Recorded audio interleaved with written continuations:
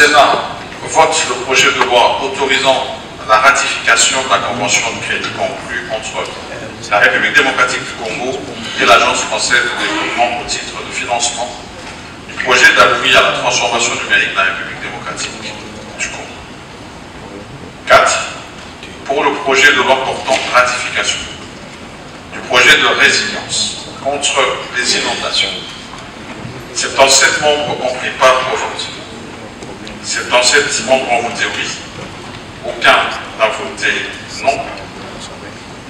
Aucun n'a voté abstention. En conséquence, le Sénat vote le projet de loi autorisant la ratification de l'accord de prêt conclu entre la République démocratique du Congo et l'Association internationale de développement au titre de projet de résilience contre les inondations urbaines pour un montant de 200 millions de dollars américains. 5. Pour le projet de loi de ratification du projet Ville durable de Goma. 77 membres ont pris part au vote.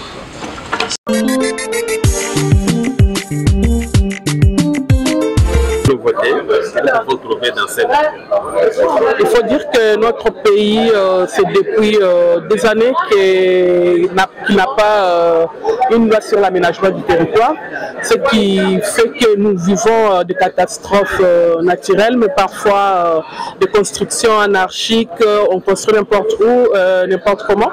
Et donc cette loi était très importante pour qu'elle soit votée aujourd'hui afin de permettre le pays à faire son aménagement de ces terres pour que nous puissions vivre l'urbanisme en toute légalité.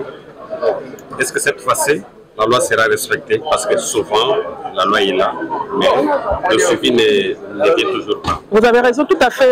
Nous, en tant que représentants du peuple, nous avons aussi un devoir. Nous légiférons, oui, c'est vrai, mais c'est à nous aussi de faire un effort pour que les lois que nous votons ici, les lois que nous légiférons, soient connues par nos populations. Il faut donc une sensibilisation à nos bases pour que les lois que nous votons ici soient connues par nos populations afin que ces lois soient respectées par le peuple.